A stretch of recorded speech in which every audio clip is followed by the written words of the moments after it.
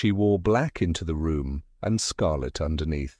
On the morning of the 8th of February 1587, in the great hall of Fotheringhay Castle in Northamptonshire, a woman of 44 walked across a black-draped scaffold before 300 witnesses and knelt to have her head cut off.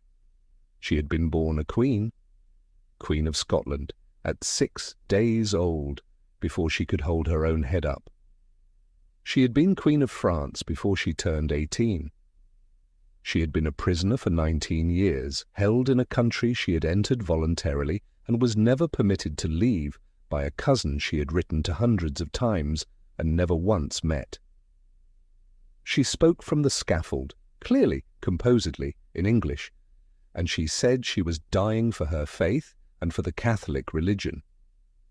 Then her ladies undressed her, and the 300 people in that hall saw the crimson beneath the black.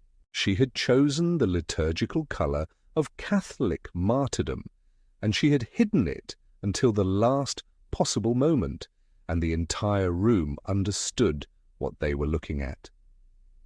It took 2 blows. When the executioner lifted the head by its auburn hair, the hair came away in his hand. She had been wearing a wig. Beneath it, her real hair was grey and cropped close, and a small dog, a Skye Terrier, was found hiding under her skirts, and it would not leave her body, and it would not eat. That is the image, the grey hair, the red dress, the dog that would not move. It has been painted 100 times. It has been staged, dramatized, novelized, and sentimentalized until the real woman underneath it has very nearly disappeared. Her name was Mary Stuart, and the real story is darker and more complicated than the scaffold, and it starts with a death that was not hers. James V of Scotland died on the 14th of December 1542 at Falkland Palace in Fife, and the cause of death in the medical language available to the 16th century was despair. He was 30 years old. His 2 legitimate sons had both died in infancy within days of each other in April 1541, and the military humiliation at Solway Moss on the 24th of November 1542, where a Scottish army disintegrated without a serious battle and several thousand men were captured by an English force a fraction of its size, had broken whatever was left. He took to his bed. The news that his wife, Mary of Guise, had given birth to a daughter at Linlithgow Palace on the 8th of December does not appear to have helped. The remark attributed to him on his deathbed, that the crown of Scotland had come through a woman, Marjorie Bruce, and would be lost through a woman, is reported by John Knox in his History of the Reformation in Scotland, written roughly 20 years later, by a man who believed that female rule was an affront to God, and who had recently published a book-length argument to that effect. It is the kind of line that a chronicler with a thesis discovers in the mouths of the conveniently dead, whether James said it or not, and the line reads suspiciously well for a dying man in a cold palace in Fife. The sentiment underneath it was real. Scotland had a queen, and she was 6 days old, and the country was broke, divided between factions that wanted alliance with England and factions that wanted alliance with France, and its army had just been scattered like sheep on a border hill. The child was Mary Stuart, and she was Queen of Scots. She would hold that title for the next 24 years, though she would govern for barely 6 of them, and the gap between the crown and the power to use it is the first thing that has to be understood about her life. To be born a queen was not, in Scotland in 1542, to be born safe. It was to be born a prize, a matrimonial prize, a diplomatic prize, a religious prize, and the bidding started before the christening.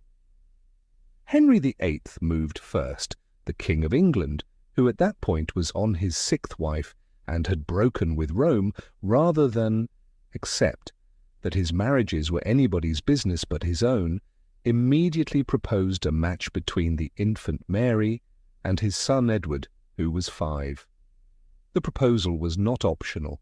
The treaties of Greenwich, signed on the 1st of July 1543, committed Scotland to the marriage and to a future union of the crowns, an elegant word for absorption. Scotland's Parliament ratified the treaties, then reversed itself within 6 months because the pro-French faction, led by Cardinal David Beaton and supported by Mary of Guise and the Guise family in France, understood exactly what the English terms meant and preferred the alternative. Henry's response was to send armies. The English raids of 1544 and 1545, what historians have since called the rough wooing, a phrase that carries an irony the burning villages of the borders did not share, devastated southern Scotland. The Earl of Hertford, commanding the English forces, burned Edinburgh and Leith, destroyed the abbeys of Kelso, Melrose, Jedburgh and Dryburgh, and laid waste to a swathe of the lowlands that would not recover for a generation. The marriage proposal was an invasion, and the invasion was meant to make the proposal unanswerable. It failed. Henry VIII died on the 28th of January 1547, and his son Edward, now king at 9, was no longer in a position to enforce anything. But the damage was done and the lesson was clear. Scotland alone could not protect its queen from England. The only power that could was France. Mary of Guise understood this. She was herself French, the daughter of Claude, Duke of Guise, and the sister of Francis, Duke of Guise, and Charles, Cardinal of Lorraine, the two most powerful men in France after the king. The House of Guise was the dominant Catholic dynasty in French politics, ambitious, ruthless, and deeply invested in the Scottish alliance, because Scotland was France's back door into England, and the infant Queen of Scots was the key. Mary of Guise governed first through the regent, James Hamilton, Earl of Arran, who was next in line to the throne and whose loyalty was purchased repeatedly at considerable expense, and then from 1554 as regent herself. She was formidable. She held Scotland together through a decade of religious upheaval. The Reformation was gathering. Knox was in Geneva writing his thunders. Protestant congregations were forming in the East. And she did it while managing the French alliance, the English threat, and a nobility that was fractious on its best days and treasonous on its worst. She would die in 1560 in Edinburgh Castle of dropsy during a siege, still governing, still fighting, and history has not given her half the attention it has given her daughter. But it was Mary of Guise who made the decision that determined her daughter's life. She sent the child to France. In August 1548, a French fleet arrived at Dumbarton on the Clyde. Mary, aged 5, was put aboard with 4 companions of her own age, the 4 Marys, as they would be known: Mary Seton, Mary Beaton, Mary Fleming, and Mary Livingston. The crossing was rough. The child was seasick. She arrived in France and was received by Henri II, who pronounced her the most perfect child he had ever seen, which may even have been true.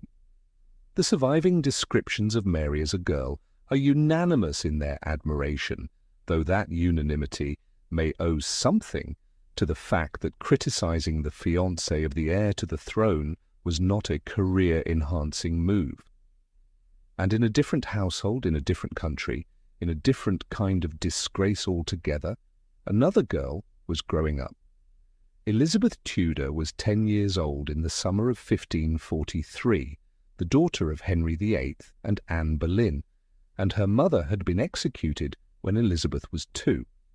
She had been declared illegitimate by Act of Parliament, restored to the succession by another Act of Parliament, and was living in a cautious, watchful semi-obscurity that would last for another 15 years. Within 16 years, these 2 girls would be the 2 most consequential queens in Europe, and the central fact of their entangled lives, a fact so improbable that it reads like bad fiction except that it is documented from both sides, is that they would never meet, not once, not ever.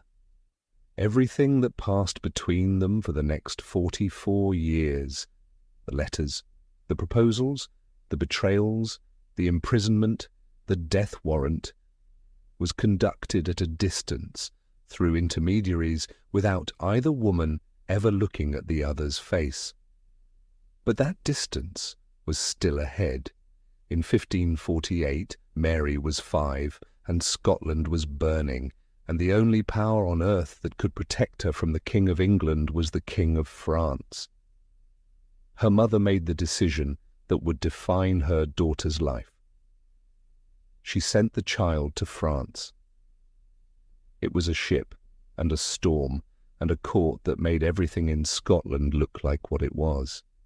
A small, poor, divided country at the edge of the world.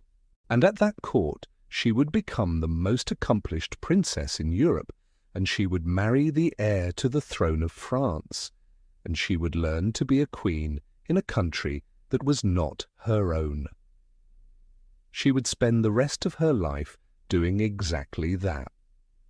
The fleet that set out from Dumbarton in August 1548 was a gamble in timber and canvas, carrying the most precious asset in the French diplomatic inventory.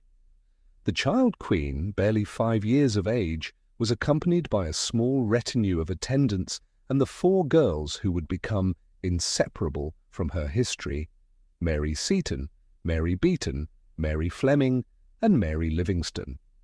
They were all the same age. They all shared her name. They had been selected from the Scottish nobility precisely because they were young enough to grow up alongside the Queen and old enough to remember the country they were leaving, and they would remain with her through the French court, the Scottish crisis, and the long English captivity, a private nation of 5 girls named Mary who had crossed the sea together and never entirely came home. The crossing was a gauntlet of North Sea weather and English cruisers prowling the coast to intercept the prize, but the French pilots were skilled, and the ships reached the shores of Brittany safely. When the young queen finally stepped onto French soil, the world she entered was a transformation. The French court of Henri II was a theatre of power, scale, and intellectual ferocity on a level that had no equivalent in the British Isles. Where the Scottish courts were austere stone halls in a cold, divided country, Holyrood draughty and political, Stirling a fortress perched on volcanic rock, Linlithgow a birthing chamber by a loch, the French court moved between the greatest palaces in Christendom, strung along the Loire Valley like jewels on a chain. Chambord, with its 400 rooms and its double helix staircase, designed so that 2 people could ascend without ever meeting, was a hunting lodge. Chenonceau spanned the river Cher on arches of white stone. Amboise sat above the Loire like a city suspended in the sky. Blois unfolded courtyard after courtyard, each one larger than the Great Hall at Edinburgh. The scale was not merely architectural, it was psychological. Scotland's entire annual revenue could not have furnished a single wing of Fontainebleau, and the child who had been smuggled out of a country that could not defend her was now living inside an empire that spent more on a single royal wedding than Scotland spent on its army in a year. Mary grew up inside this architecture, educated alongside the royal children by the finest tutors in Europe. By the time she reached her teens, she could read and write in French, Latin, Italian, and Spanish. She danced with a grace that was noted by every foreign ambassador. She played the lute and mastered the art of embroidery. She rode with a confidence that felt natural to her. She was, in the eyes of her contemporaries, a vision of what a queen ought to be, tall, poised, and radiating the effortless authority of the House of Stuart, blended with the sharp, calculated ambition of the Guise. Her uncles, the Duke of Guise and the Cardinal of Lorraine, were the architects of her development. They were not merely her protectors, they were her strategists. They understood that Mary was a piece on the board that could alter the geometry of the entire continent. They managed her marriage to the Dauphin Francis with the clinical precision of a chess match, ensuring that the alliance between Scotland and France was cemented beyond any local Scottish interference. But they also taught her to look further. They reminded her incessantly that her lineage gave her a right that transcended her own kingdom. As the granddaughter of Margaret Tudor, she carried the blood of Henry VII, and in the eyes of the Catholic world, she was the legitimate heir to the throne of England. The culmination of this strategy occurred on the 24th of April, 1558, in the Cathedral of Notre Dame in Paris. Mary, aged 15, was married to the Dauphin Francis. It was a spectacle of gold, velvet, and incense, intended to broadcast the power of the Guise dynasty to every corner of Christendom. But it was during this ceremony that the most consequential symbolic act of her life was committed. Mary quartered the royal arms of England with her own, a declaration that she, and not the Protestant Elizabeth Tudor, was the rightful queen across the Channel. It was an act of supreme political arrogance, born of the conviction that Elizabeth was illegitimate and her reign a temporary aberration. She was 15 years old, and she had just issued a challenge that would never be forgotten. But the wedding at Notre Dame was also a screen. In the weeks before the ceremony, on the 4th of April, Mary had signed 3 secret documents prepared by her Guise uncles, documents that the Scottish commissioners present in Paris never saw, and that the Scottish Parliament would not learn of for years. The first bequeathed the Kingdom of Scotland and its crown to the King of France, should Mary die without an heir. The second assigned the revenues of the Scottish crown to the French treasury until the full costs of Mary's upbringing and Scotland's military defence had been repaid, a debt calculated by the French with no ceiling and no schedule. The third, and most extraordinary, declared in advance that any public agreement Mary might sign respecting Scottish sovereignty was to be considered null and void, overridden by these private instruments. She was 15 years old, she was signing away a country she had not seen in a decade, and the men who arranged it were the men she called family. It was the Guise position in miniature.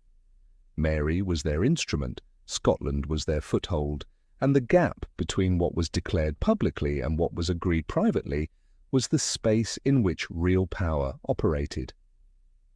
The marriage itself was a contrast in vitality. Francis was a year younger than Mary, slight, chronically unwell, and utterly devoted to her. He was a boy living in the shadow of a father who was a titan of the battlefield, and a mother, Catherine de' Medici, who was as complex and guarded as the political landscape she navigated. The match was a masterstroke for French geopolitics, but it was a frail foundation for a woman whose entire future was tethered to the health of a boy who could barely hold a sword. Then the world shifted. On the 17th of November, 1558, Mary's cousin Elizabeth ascended the throne of England. The two women were now the two most powerful figures in the British Isles, yet they remained ghosts to one another. For the remainder of their lives, their conflict was played out in the medium of diplomatic dispatches, coded letters, and the posturing of ambassadors. They were two monarchs who circled one another for decades, bound by a shared bloodline and a mutual, implacable rivalry, without ever crossing the threshold of a room together. She was Queen of France at 16.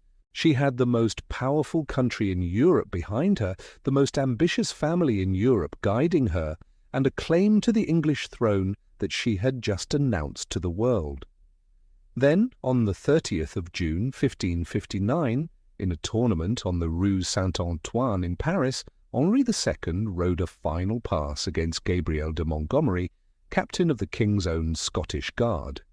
Montgomery's lance struck the King's armour, splintered on impact, and a long shard of wood punched through the gilded visor of the royal helmet and into Henri's eye. The King did not fall from his horse. He was carried from the field, conscious, and for 10 days the royal surgeons, Ambroise Paré among them, the finest in Europe, attempted everything the century had to offer, and none of it was enough. Henri II died on the 10th of July 1559, and in a single afternoon on a Paris street the architecture of Mary's entire life had shifted. Everything she had was built on the life of one sickly boy. Francis was 15 years old, and he was the King of France. He would be dead within 18 months. The splintered lance that pierced the visor of Henry II on that summer day in 1559 did more than kill a king. It shattered the fragile architecture of Mary's continental security. For a year, the young queen lived in the shadow of a dying husband, the 17-year-old Francis II, who possessed neither the health nor the temperament to survive the pressures of the Valois court. When the end finally came on the 5th of December 1560, it was not the grandeur of statecraft that claimed him, but a wretched ear infection that blossomed into a fatal abscess. At 18, Mary was a widow. She was the Dowager Queen of France, a title that carried with it a generous pension and a precarious social standing, but she possessed no real leverage in a court now dominated by her mother-in-law, Catherine de' Medici. Catherine had spent decades in the periphery of power, sidelined by Henri's obsession with his mistress, Diane de Poitiers, and by the suffocating influence of the Guise faction. She was not about to permit the young, beautiful, and headstrong Scottish queen to remain as a focal point for the Guise ambition. The atmosphere at the Louvre turned rapidly from stifling to hostile. Mary was no longer the centerpiece of the French monarchy. She was an inconvenient relative whose presence served only to remind the court of the influence the Guise family had exerted during the late king's brief reign. She withdrew to the quiet of the French countryside, where her grief found expression in the famous mourning portraits that would define her image for generations.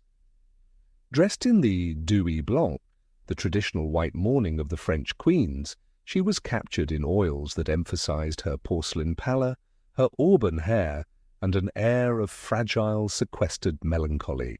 These portraits were not merely records of loss, they were political statements, a visual assertion of her royal status at a moment when her actual political relevance was beginning to dissolve.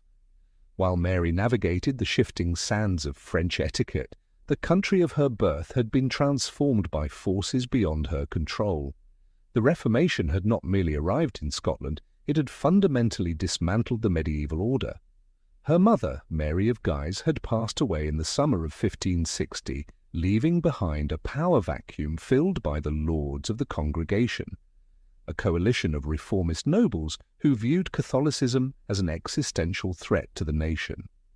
By the time Mary prepared to leave France, the Parliament had already declared the Mass a crime, abolished the authority of the Pope, and replaced the Latin liturgy with the stern, unforgiving rhetoric of the Scottish Kirk.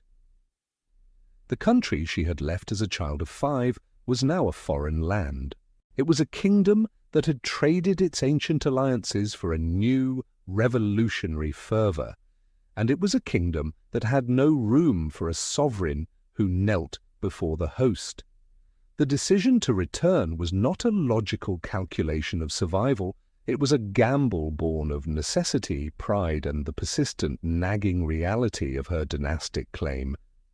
She had options. She could have remained in France as a wealthy dowager, seeking a second marriage within the Catholic courts of Europe, effectively abandoning her unruly northern realm to its own devices. But to stay was to admit defeat, to relinquish the crown she had held since she was 6 days old, and to surrender her legal claim to the throne of England, a claim she had boldly asserted by quartering the English arms with her own during her brief time as Queen Consort. If she stayed in France, she would be a queen in name only. If she returned to Scotland, she would be a queen in fact, however dangerous that reality might prove to be. The departure from Calais in August 1561 carried with it a profound sense of foreboding. Mary watched the French coastline recede with a despair that her contemporaries noted and recorded. She was leaving behind the only world she had ever known, a world of music, light, and sophisticated intrigue, to sail toward a grey, uncertain future. The voyage itself was marked by the pervasive, thick fog that seemed to swallow her small fleet, an atmospheric shroud that the chroniclers of the day interpreted through the lens of their own prejudices. John Knox, the architect of the Scottish Reformation, later famously described the weather as a manifestation of divine displeasure, a divine warning that the land of the covenant was being invaded by an idolater. Knox, it must be noted, was not an impartial meteorologist. He was a man whose entire political existence was predicated on the rejection of exactly what Mary represented. But even without the preacher's bias, the arrival was undeniably grim. She landed at Leith on the 19th of August, 1561. There were no grand processions, no triumphant fanfares, only the damp, biting air of a Scottish summer and a welcoming committee that was at best guarded.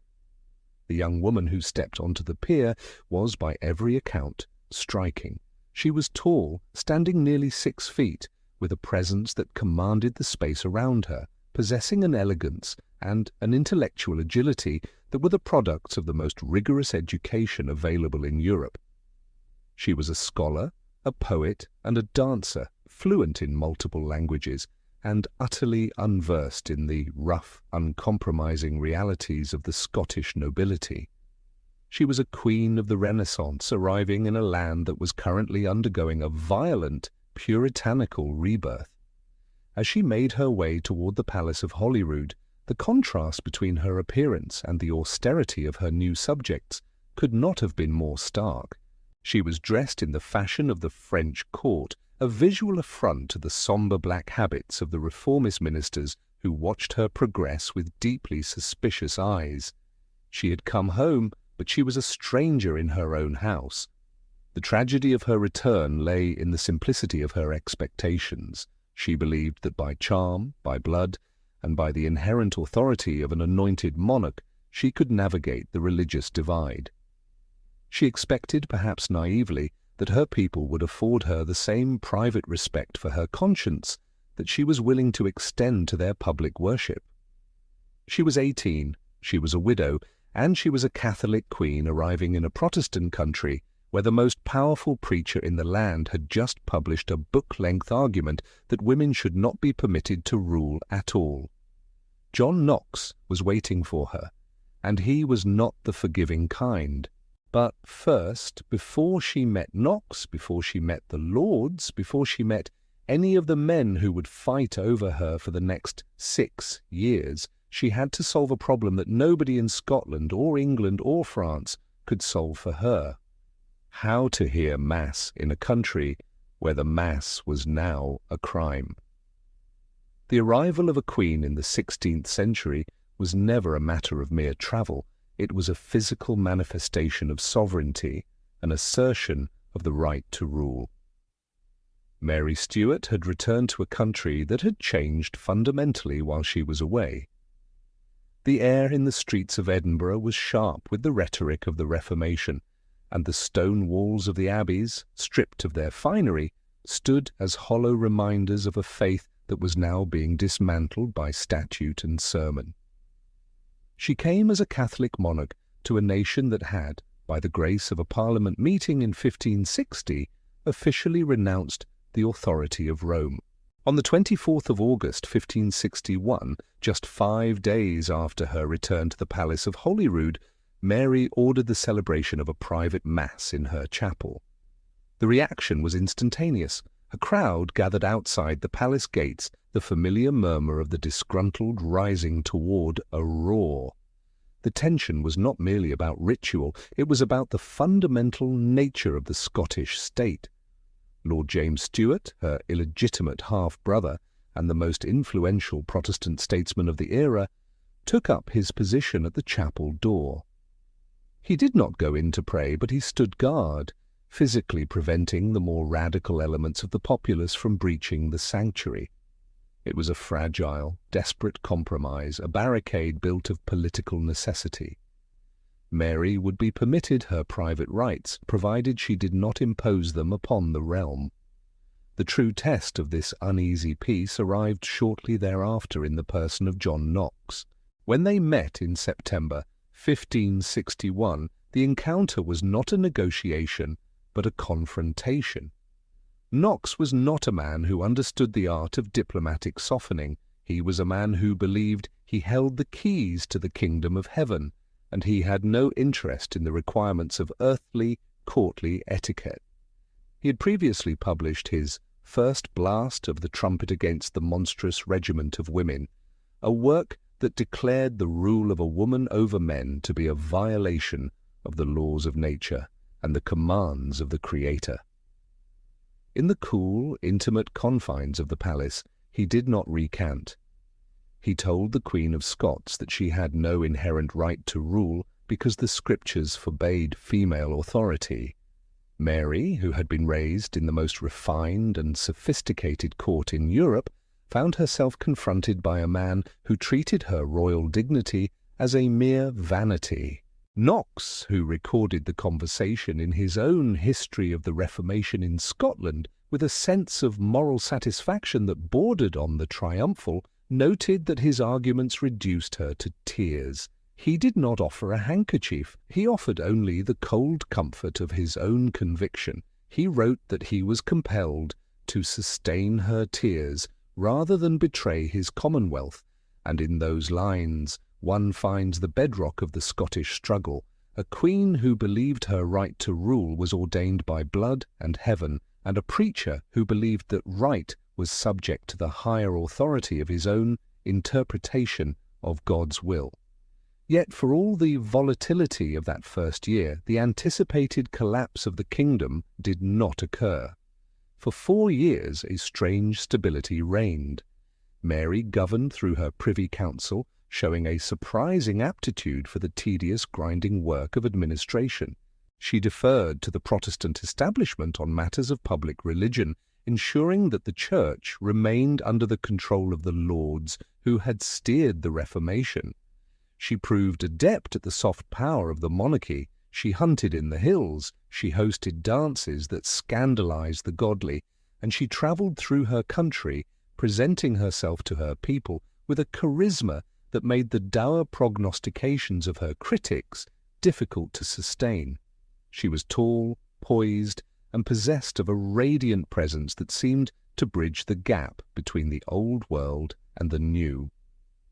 She was also, in the eyes of every major power, the most valuable piece on the European chessboard. The subtext of every diplomatic dispatch, every banquet, and every private conversation was the succession to the English throne. Mary made no secret of her intent. She demanded that Elizabeth name her as the official heir, a move that would have secured her future and satisfied the expectations of the Catholic world. Elizabeth, however, was a master of the politics of ambiguity. She would never name an heir, for to do so was to invite the world to look toward the rising sun and turn its back on the current queen. The deadlock was absolute. Elizabeth offered the Earl of Leicester, her own favourite, as a potential husband for Mary, a proposal that was likely never intended to succeed. It was a tactical delay, a way to keep Mary in a state of suspended animation. As long as Mary remained unmarried, she was a diplomatic asset that Elizabeth could maneuver. Once she married, she would become an independent variable, a threat that could no longer be contained by empty promises. The tension of this stalemate defined the early years of her reign. Mary walked a tightrope, balancing her Catholic faith against the demands of her Protestant lords, and her desire for the English crown against the stubborn refusal of her cousin in London to acknowledge her claim.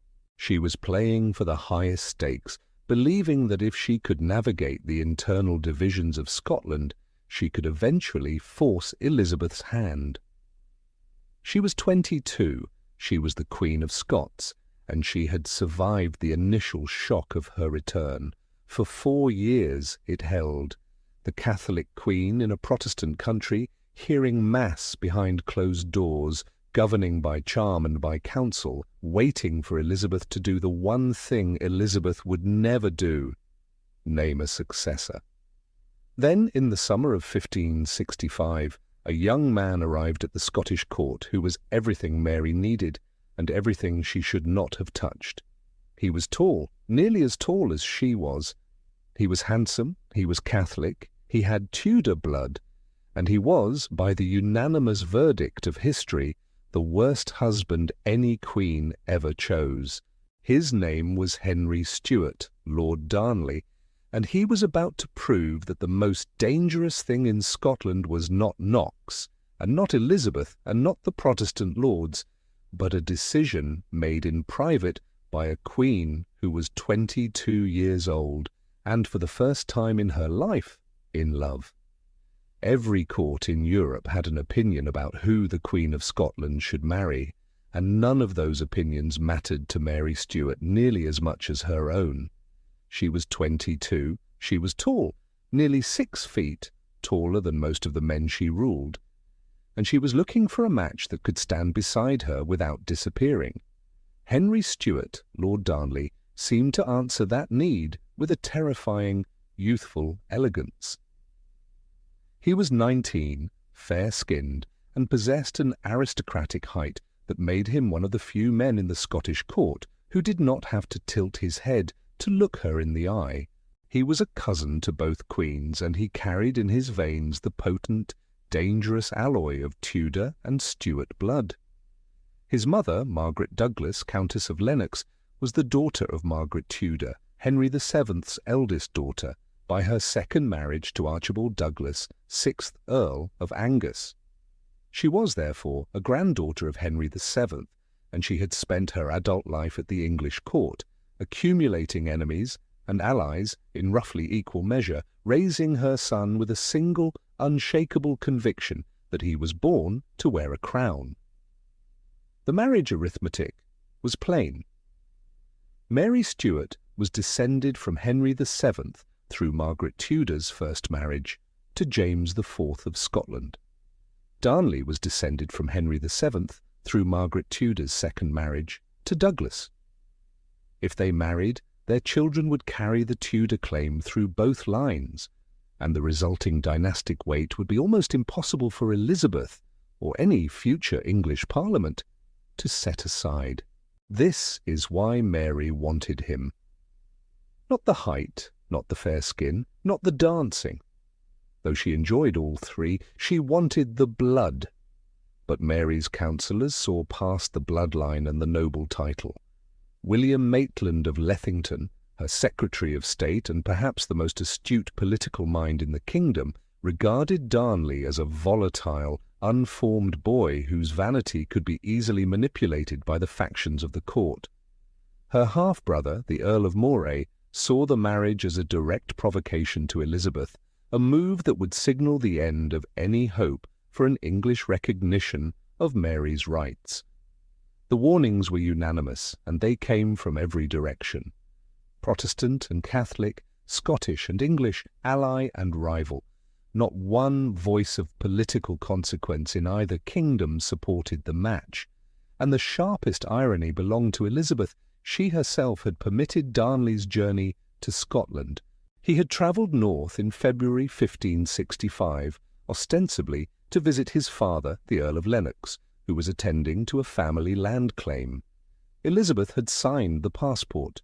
Whether she intended Darnley as a distraction, a marriageable prospect who might keep Mary occupied while Elizabeth continued to delay the succession question, or whether she simply failed to anticipate the chemistry between two tall, young royal cousins, is a question that historians have never satisfactorily resolved. What is not in dispute is that when reports reached London that Mary was infatuated, Elizabeth was furious. Furious at Darnley for exceeding his brief, furious at Mary for acting without consultation, and perhaps most furious at herself for having handed her rival the one man in the British Isles who could double the Stuart claim to her throne. She sent repeated warnings, dispatched ambassadors to plead, to threaten, and to cajole, understanding that if Mary married a man with a claim to the English succession that rivaled her own, the Catholic powers of Europe would have a ready-made alternative to her reign. The warnings were ignored. Mary was, by this point, accustomed to making decisions that defied the consensus of her advisers. She saw in Darnley a reflection of her own royal stature, a companion who would not merely advise her, but share the burden of the crown. They were married on the 29th of July, 1565, in the chapel at Holyrood by Catholic rite. For a few weeks the gamble seemed to have paid off. The public festivities were exuberant, and the sight of the two tall, handsome sovereigns together in the capital provided a temporary illusion of stability. That illusion dissolved with startling speed. Once the wedding vows were spoken, Darnley revealed the depth of his political immaturity. He did not want to be a consort, he wanted the crown matrimonial. This was not a title, it was a constitutional instrument. If granted, Darnley's name would appear alongside Mary's on every official document, every Act of Parliament, every coin struck by the Scottish Mint. He would not merely advise, he would govern. He could summon Parliament, command armies, and issue proclamations in his own right.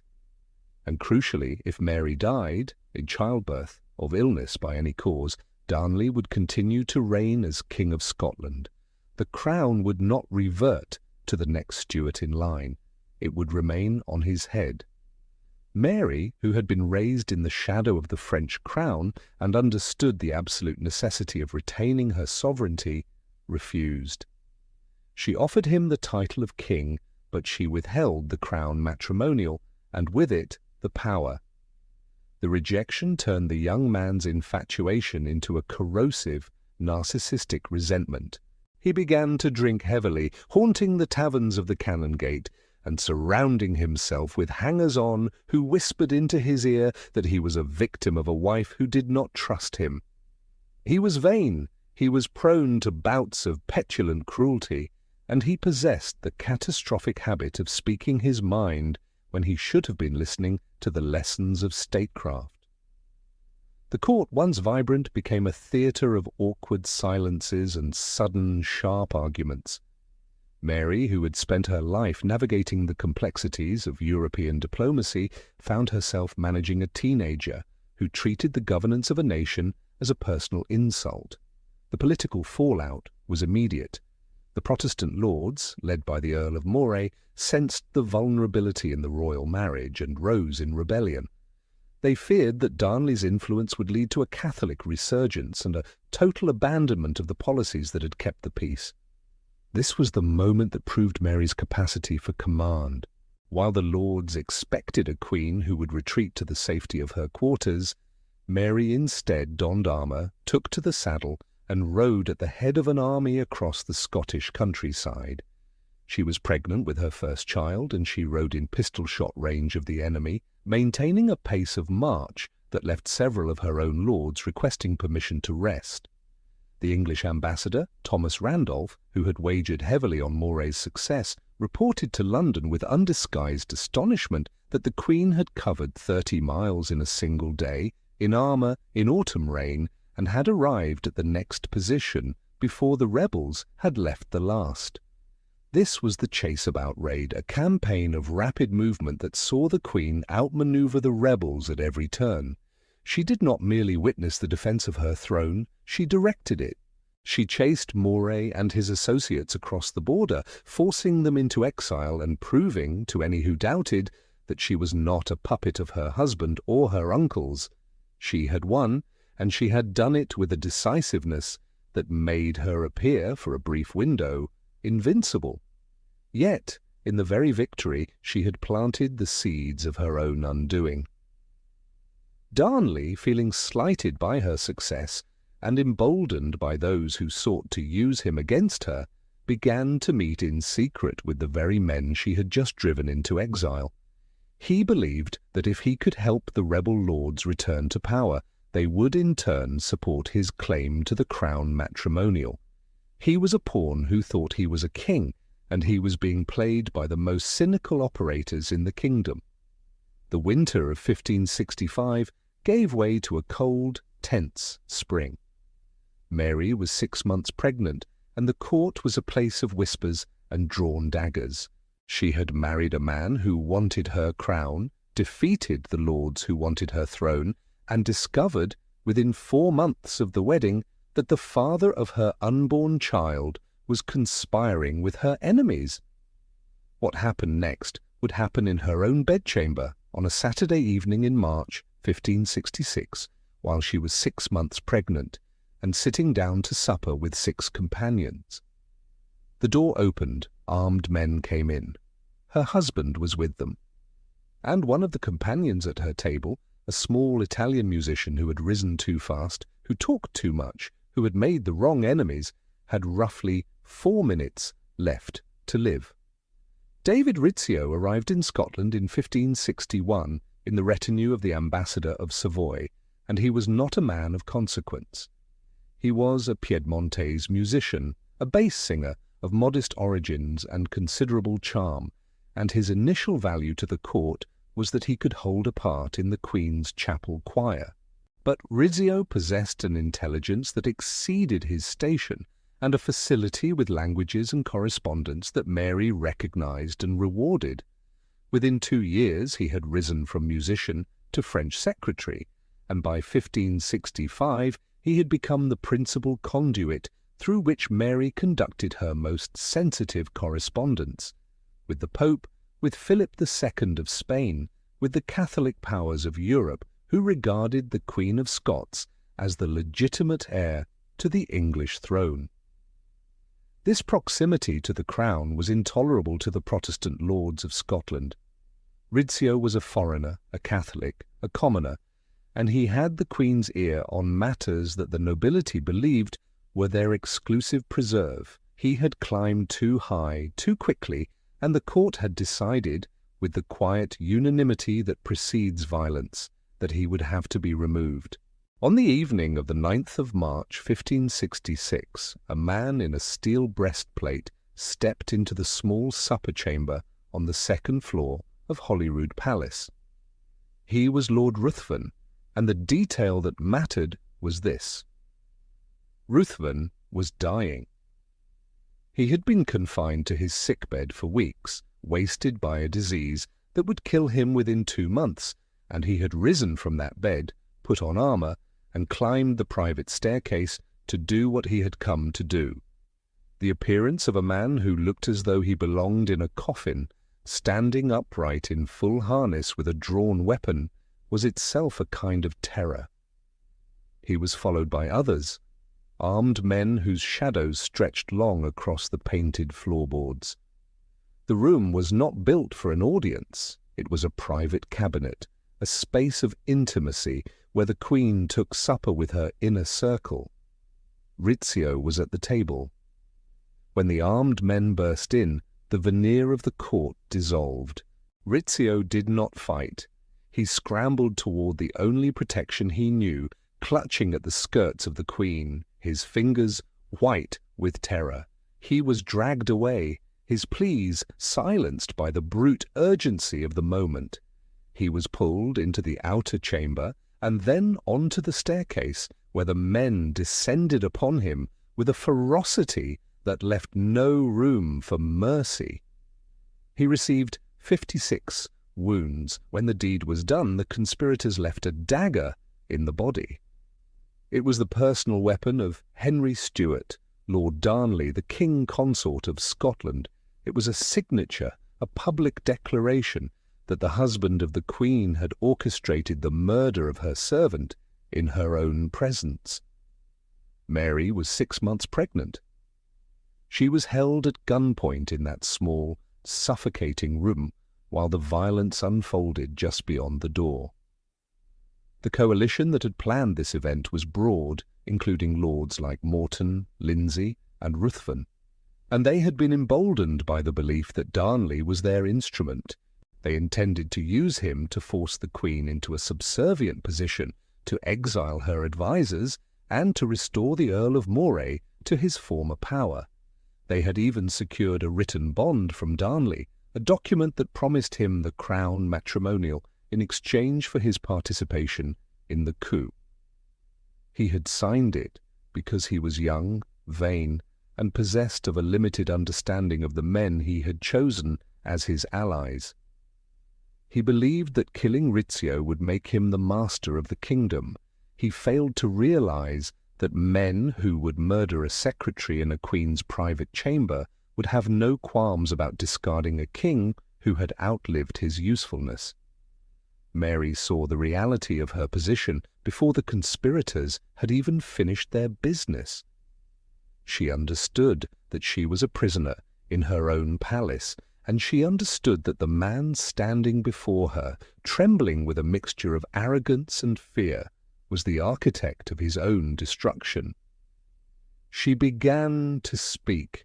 She did not plead for her life. She spoke to Darnley's insecurity, his ambition, and his terror. She reminded him of his station, of the crown he wore, and of the reality that he was now merely a puppet for the very men who had forced him into this treachery. She spoke to him with a calculated clarity that stripped away his certainty. By the end of that long, harrowing night, she had successfully turned his own fear against the men who had manipulated him. On the night of the 11th of March, less than 48 hours after the murder, Mary and Darnley slipped out of Holyrood through a servants' passage and descended into the burial vaults beneath the chapel. Horses were waiting beyond the abbey precincts. Mary was 6 months pregnant, and she mounted and rode. They went south and east through the night, a party of perhaps 5 riders, across open country in early March, when the ground was still frozen, and the darkness was near total. The distance to Dunbar Castle was some 25 miles, and they covered it at speed, a pregnant queen on horseback for hours through the Scottish lowlands in the black of a winter night. If any of the conspirators' men had been posted on the road, they did not intercept. Mary arrived at Dunbar before dawn, and the ride did not kill her, and it did not kill the child. Once at Dunbar, she gathered her loyalists, Bothwell, Huntly, Athol, and the border lords who owed nothing to the Morton faction. And within a week she had assembled an army of 8,000 men. The coalition of lords fractured. The conspirators, realizing that Darnley had been turned against them, panicked and fled to England. Mary returned to Edinburgh in triumph, but the marriage was effectively at an end. The trust had been burned out of the relationship, leaving behind only a hollow, resentful shell. 3 months later, on the 19th of June 1566, Mary gave birth to a son at Edinburgh Castle. The child, named James, was healthy and strong, and his arrival secured the Stuart line and provided a potential heir for 2 kingdoms. The event was a political milestone, a moment of profound stability in a reign that had known almost nothing but turbulence. Yet the birth did not bridge the chasm that now separated the king and queen. The domestic life of the court had become a theatre of coldness and distance.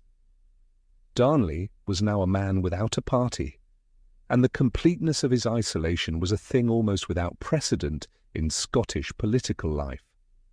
The lords who had participated in the Rizzio plot, Morton, Lindsay, Ruthven's son, hated him for his betrayal because he had signed their bond, conspired in their murder, and then reversed himself within 48 hours and ridden away with the very queen they had sought to imprison.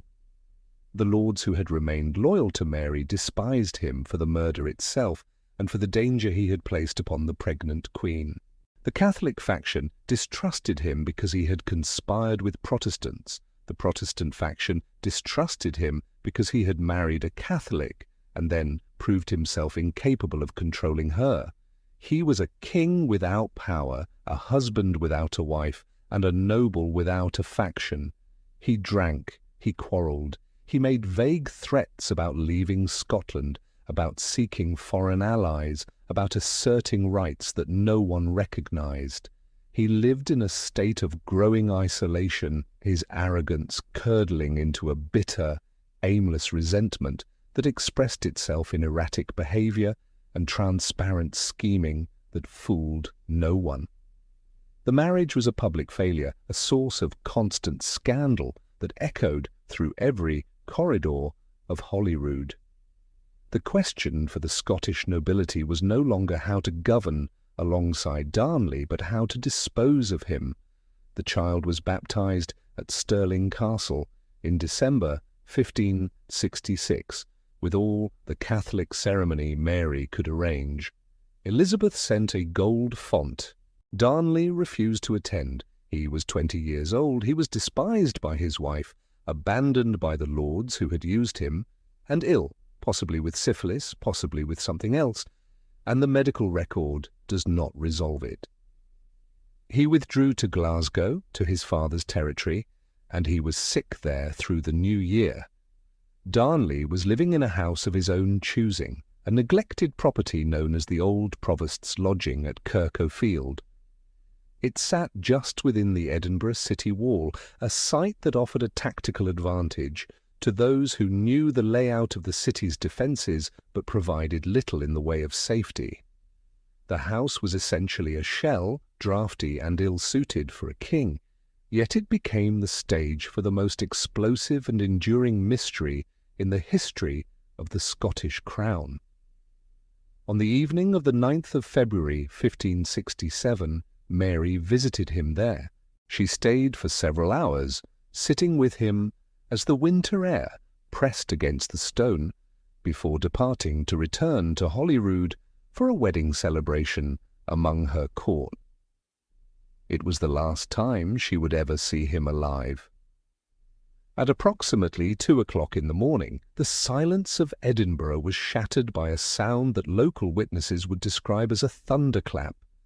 The Kirk O'Field lodging was levelled by a massive quantity of gunpowder, a force so violent it flattened the stone walls and left the structure a ruin of broken masonry and splintered timber. The city was jolted from its sleep, the streets filled with the confused and the terrified, but when the dust settled and the searchers moved into the garden, they found something that defied the logic of the blast. Darnley was not in the wreckage of the house. He was found in the garden nearby, lying on the grass in his nightshirt, accompanied by his valet. Neither man bore the marks of the explosion. They were not charred, not torn, not crushed by falling stone. According to contemporary reports, they appeared to have been strangled. The forensic record, such as it is, remains haunting. A contemporary sketch of the scene survives, preserved in the state papers, a stark, hand-drawn document depicting the broken house, the cooling ruins, and the bodies laid out on the earth, while in the distance a small figure representing the infant James is being carried to safety. It is a document that screams of panic and calculation, a visual indictment of a kingdom spinning into chaos. The question of who gave the order to ignite the powder at Kirk O'Field has been debated for nearly 500 years, yet the evidence remains as fragmented as the site itself. The Earl of Bothwell, a man whose ambition was as vast as his reputation for violence was well earned, is the figure at the centre of every theory. He was the most powerful peer in Scotland, a man who moved through the court with a swagger that terrified his enemies and emboldened his supporters. Within days of the explosion, the city was plastered with anonymous placards, short, biting messages left in the dark of night that openly named Bothwell as the assassin. He did not retreat. He demanded a trial, and when the trial came in April, he appeared at the head of an army of his own supporters, ensuring that the verdict was a foregone conclusion. He was acquitted, a result that served only to confirm the suspicions of a horrified public. But the shadow of the crime fell further than Bothwell. A few months later, in the summer of 1567, a silver-gilt casket was produced by the Scottish lords who had risen in rebellion against their queen. Inside were 8 letters and 12 sonnets, allegedly written in Mary's own hand, that seemed to prove she had not only known of the plot to kill Darnley, but had actively conspired with Bothwell to orchestrate it.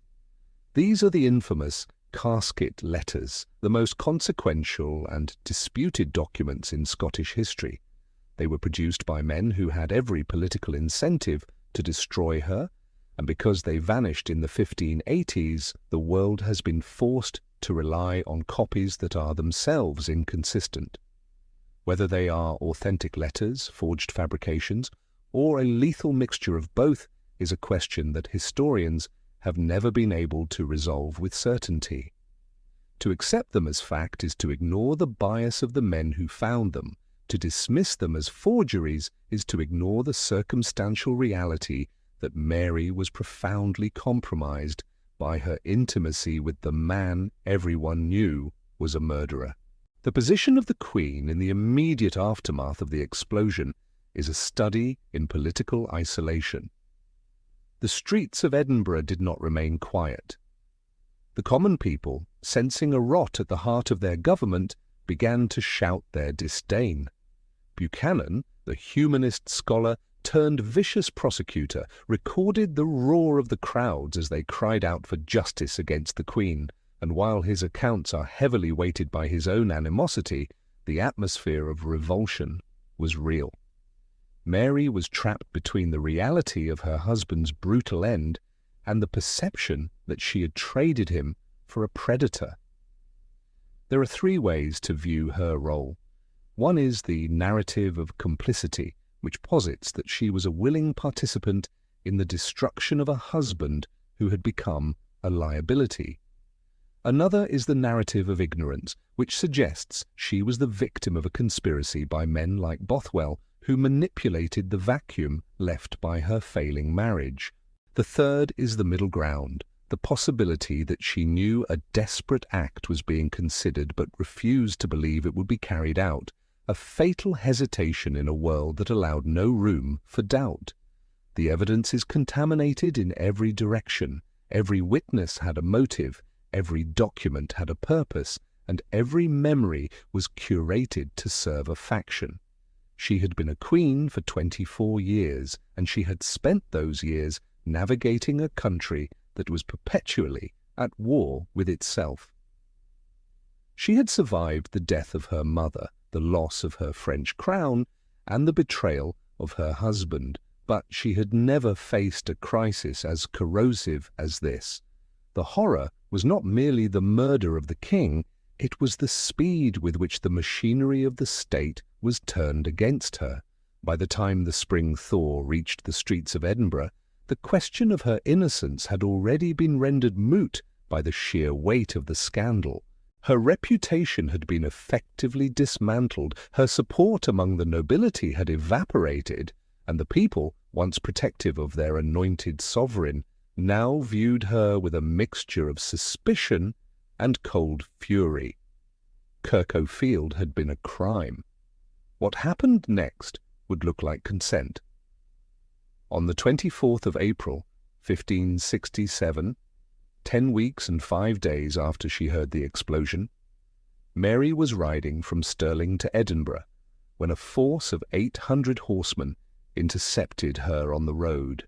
The man leading them was the Earl of Bothwell, the man half of Scotland believed had murdered her husband. She went with him. Whether she went willingly, unwillingly, or somewhere in the unmapped country between the two, is the second great question that this story will not answer. She went with him, or he took her. The distinction in the geography of the 16th century Scottish border was effectively meaningless. He marched her to Dunbar, a fortress of his own, and for 12 days the capital of Scotland waited in a silence that was thick with the weight of impending catastrophe. During those 12 days, the world Mary had known began to dissolve. Bothwell had already secured the Ainsley's Tavern bond, a document signed by the most powerful nobles in the realm, pledging their support for his marriage to the Queen.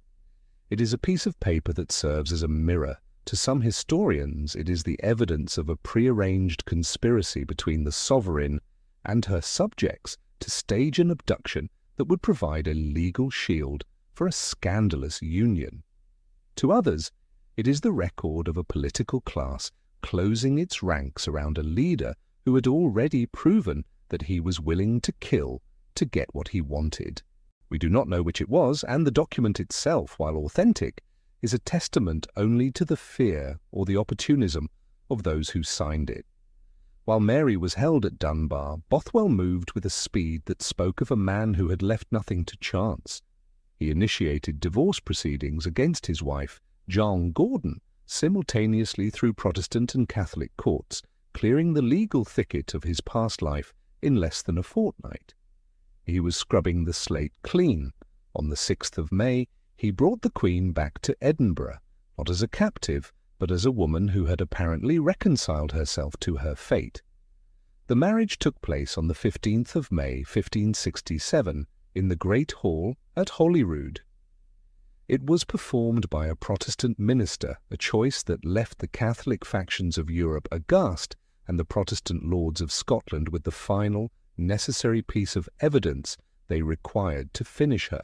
A Catholic queen, by right of birth, had chosen to marry the man who was, in the eyes of the entire kingdom, the murderer of her husband, and she had done so by the right of the faith she had spent her reign debating. There was no grandeur in the ceremony. There was only a sense of profound terminal finality. Darnley's blood was 3 months cold, and the man who had ordered the explosion at Kirk Field was now the man who stood at the right hand of the throne. The reaction was not a protest, but a collapse of order. The Confederate Lords, a coalition of the very men who had signed the bond at Ainsley's, turned on their own creation. They raised an army, and they marched on Edinburgh with a banner that was a masterpiece of political propaganda. It depicted the infant Prince James kneeling in the grass, his hands joined in prayer, beside the body of his father, Darnley, lying near the ruins of the house. Above the child's head, the text read, "Judge and avenge my cause, O Lord." It was a call to war that framed the conflict not as a struggle for political power, but as a divine mandate to punish an adulterous murderess. On the 15th of June, the two armies met at Carberry Hill. It was a humid, stifling day, and the men stood across from one another in a standoff that lasted for hours. There was no charge, no clash of steel, no decisive moment of triumph. Instead, there was a strange, hollow negotiation.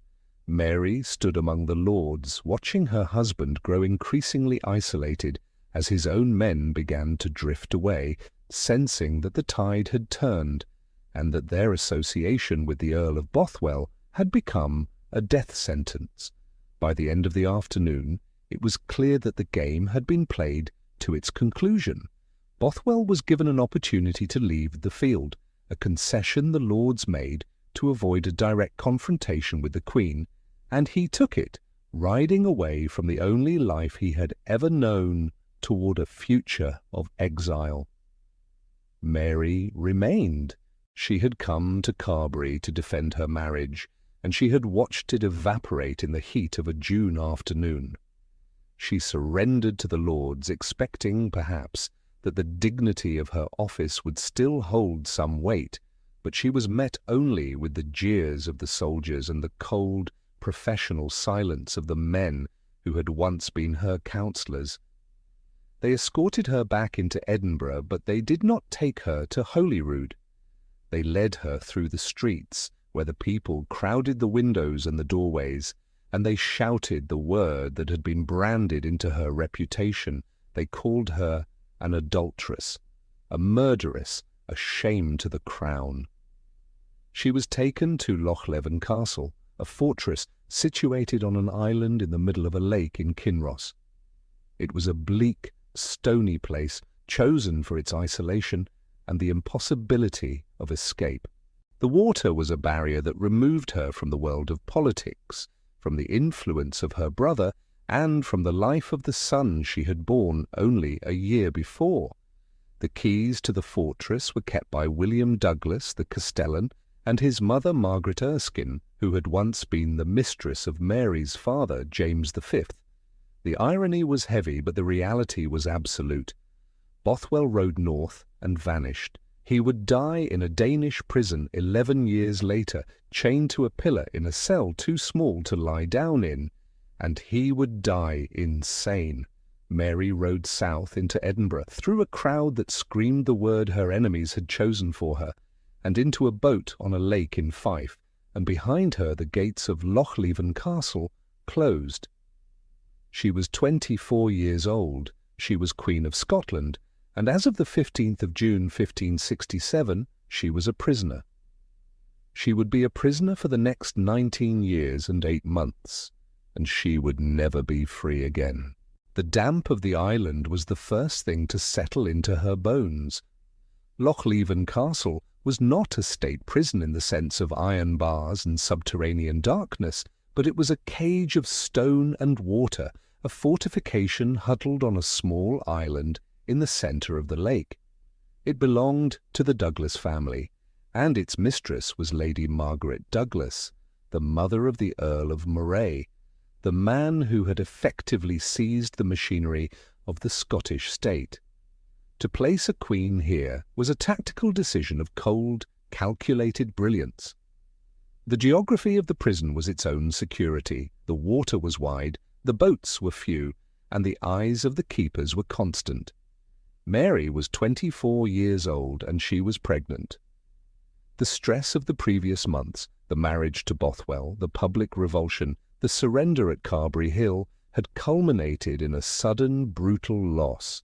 In the isolation of the island, she miscarried the twins she was carrying, the children of a husband who had already fled the country. There was no recovery time afforded to her. There was only the pressure to sign the papers that would dissolve her reign. On the 24th of July, 1567, the Lords arrived with their demands. She had been a queen since she was 6 days old, a sovereign by blood and by birth, yet they presented her with an instrument of abdication.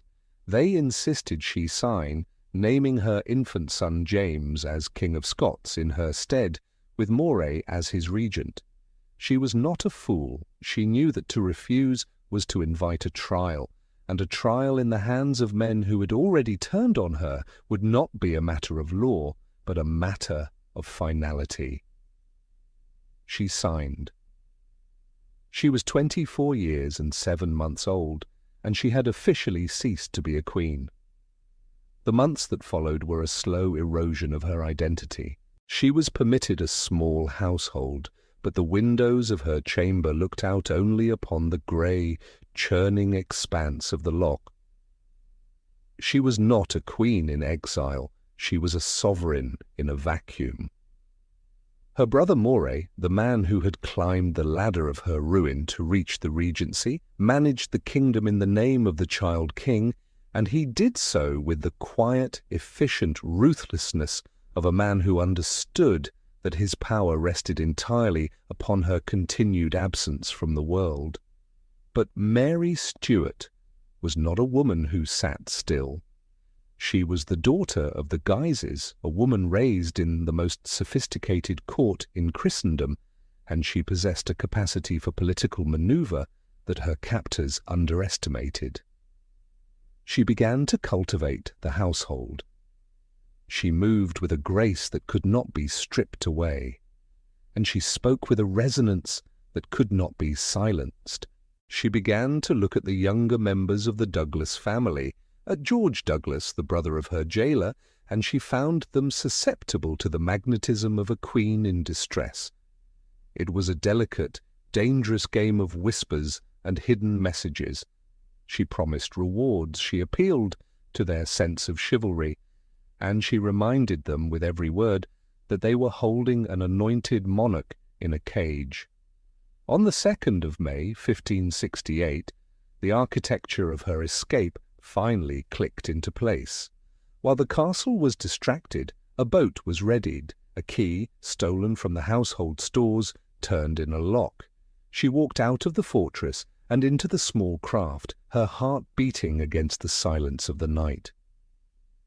As the oars dipped into the cold water of the loch, she left the island and its suffocating history behind. She reached the shore, and the world seemed to wake up in response. Loyalists were waiting. Within hours, the news of the Queen's flight had spread, and within days she had raised an army of 6,000 men. It was a testament to the fact that, despite the scandal of her marriage and the weight of her imprisonment, there was still a party in Scotland that saw her as their only legitimate sovereign. For a brief, intoxicating moment, the momentum of the country seemed to pivot back toward her. But the momentum was fragile. On the 13th of May 1568, at Langside, just south of Glasgow, her forces met the army of the Regent.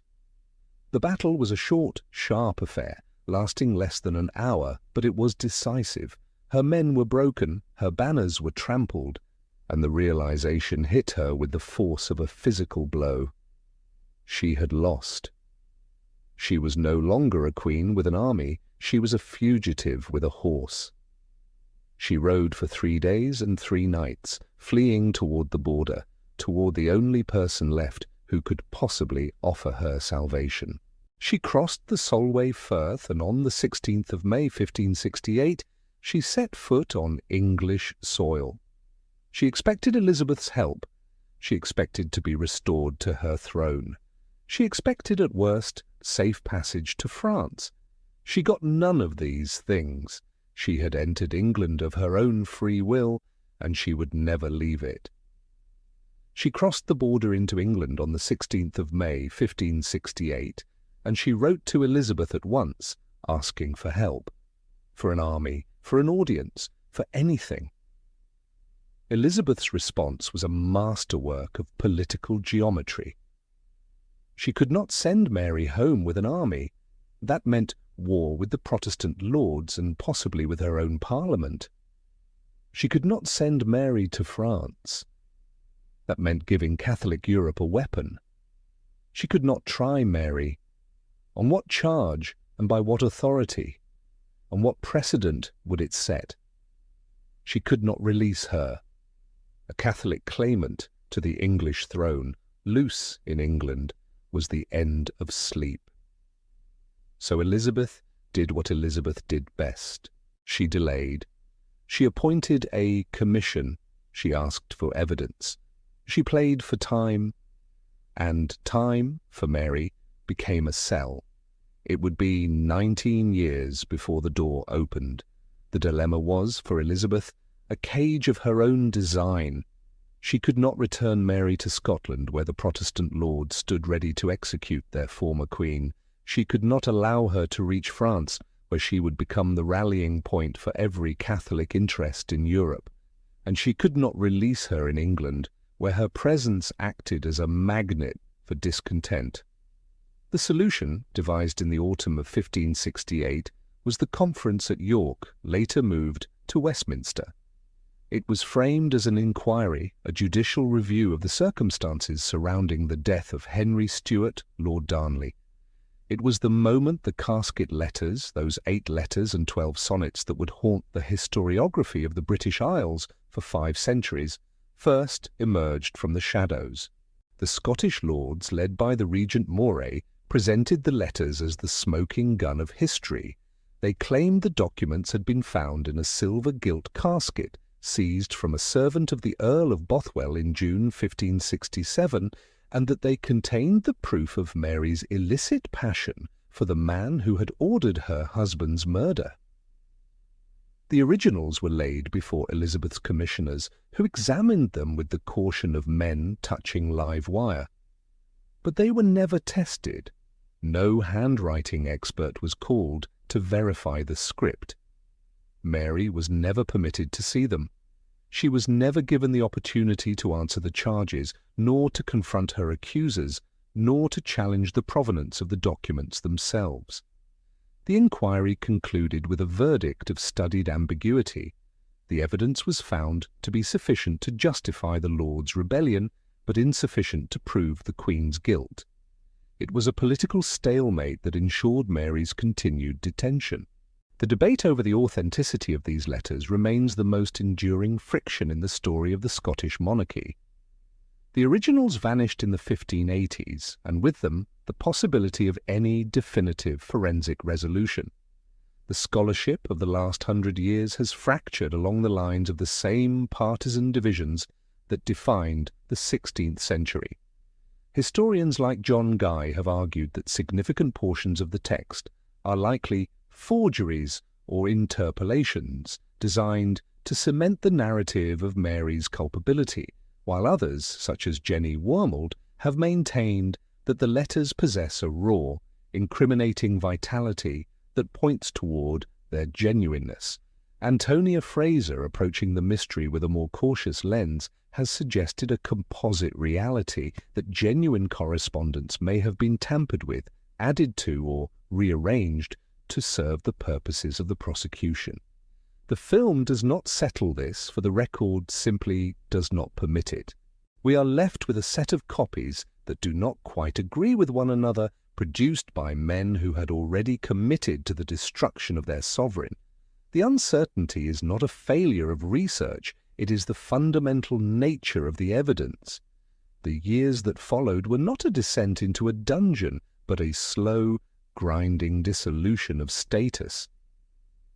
Mary was moved from Tutbury to Sheffield, to Chartley, to a revolving sequence of English houses that were comfortable enough for a prisoner, but wretched for a queen. She lived under the eye of the Earl of Shrewsbury and his wife, Bess of Hardwicke, a couple whose hospitality was strictly mandated by the Crown and whose budgets were perpetually strained by the costs of their guest. The household that had once been the brilliant, crowded court of a French queen dwindled into a small, claustrophobic circle of servants and companions. The woman who arrived in England in 1568, tall, auburn-haired, and possessed of a singular grace, began to fade. The portraits of these years tell the story of a body failing under the weight of inactivity and grief. She suffered from persistent rheumatic pain that often left her unable to walk. She grew heavy, her features lost their youthful definition, and the vibrant, kinetic energy that had once defined her presence in the palaces of Europe was channeled into the needle. She was a prolific embroiderer. It was during these long, quiet hours of confinement that she stitched her own motto into the fabric of her life. En ma fin est mon commencement. In my end is my beginning. It was a reversal of her mother's motto, a declaration that she understood her life had become a circle and that her true significance would only manifest in the final act. Throughout the 19 years of her captivity, she never ceased to write. She kept up a tireless, voluminous correspondence primarily with Elizabeth.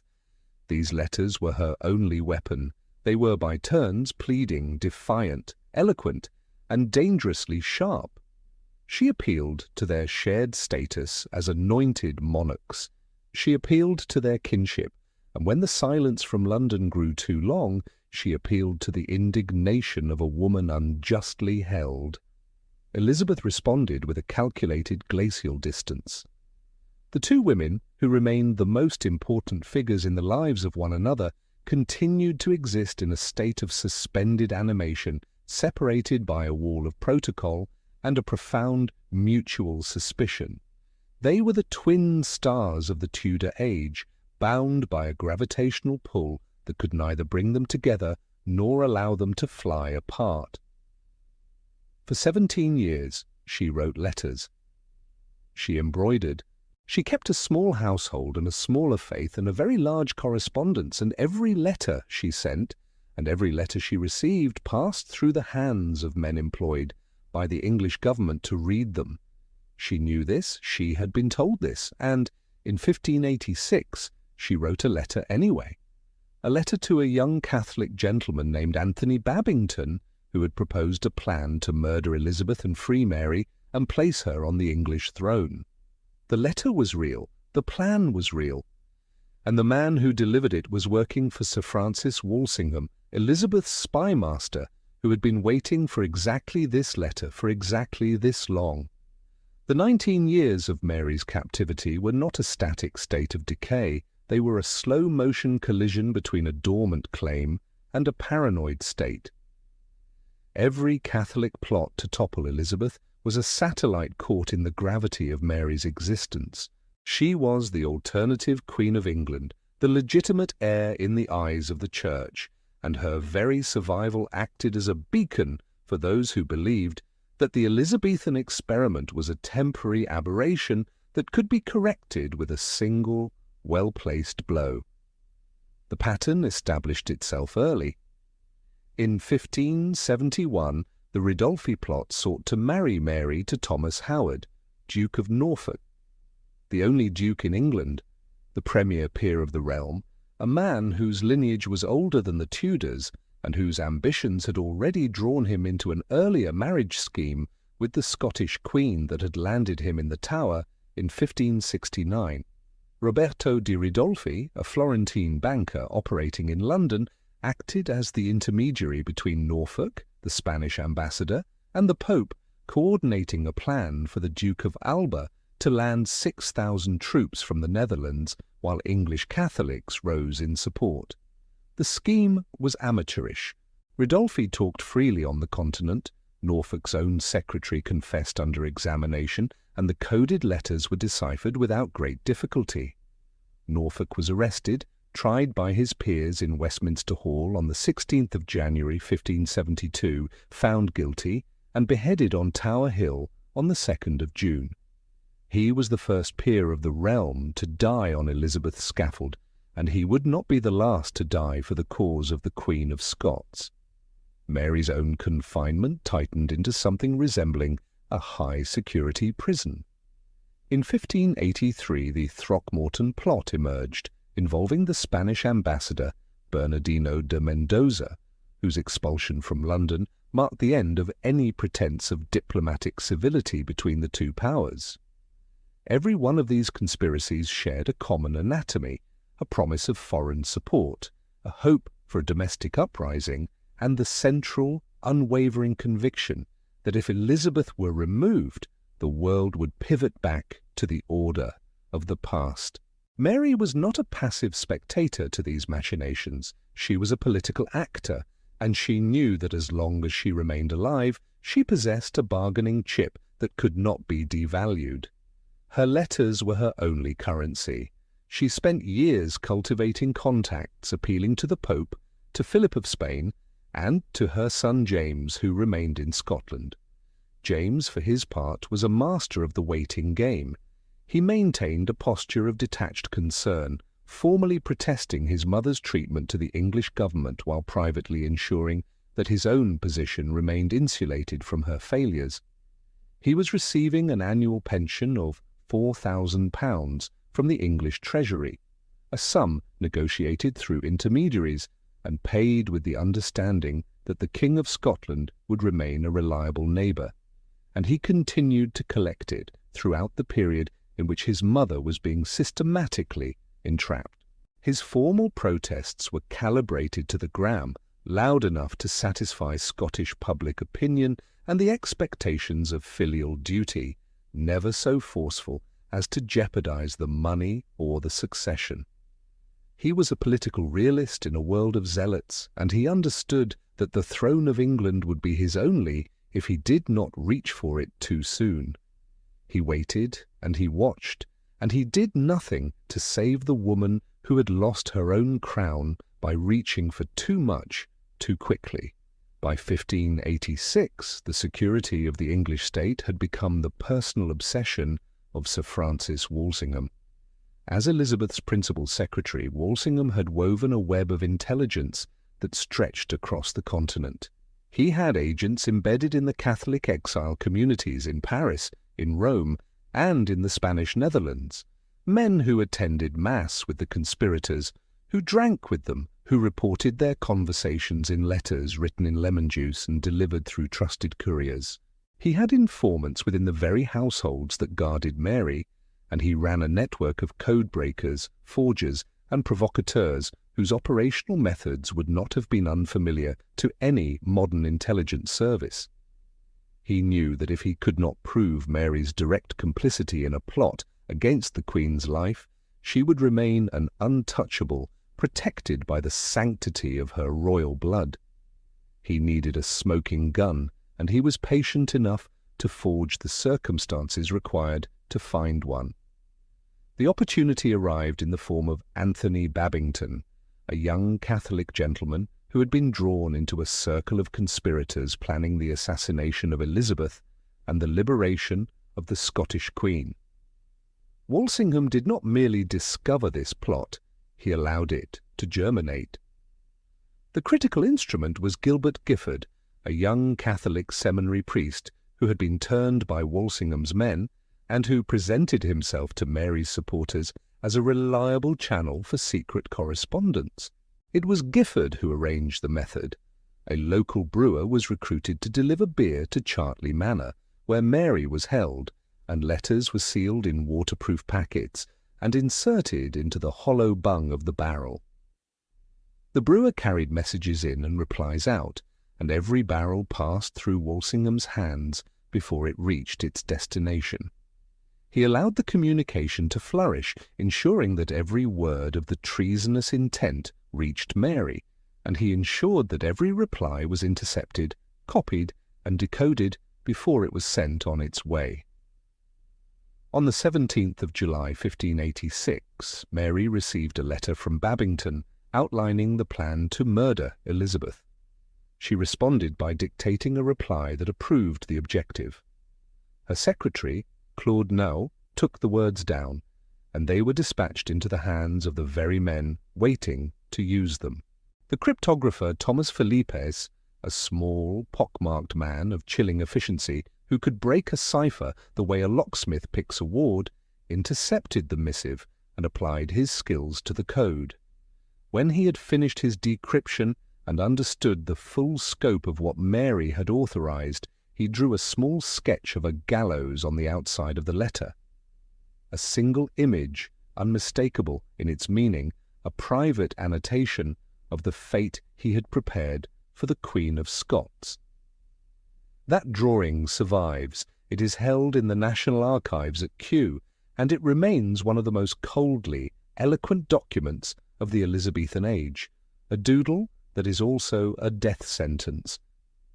The question of whether Mary was entrapped by Walsingham is a staple of historical debate, but it misses the fundamental reality of the situation. Walsingham certainly facilitated the channel, and his agents were instrumental in guiding the plotters toward their doom, but the words in that letter were Mary's. She had reached a point of exhaustion where the prospect of a violent resolution to her imprisonment seemed, if not desirable, then inevitable. She had spent nearly 2 decades waiting for a rescue that never came, and she had watched her relevance wane as the political landscape of Europe shifted toward a conflict she could no longer control.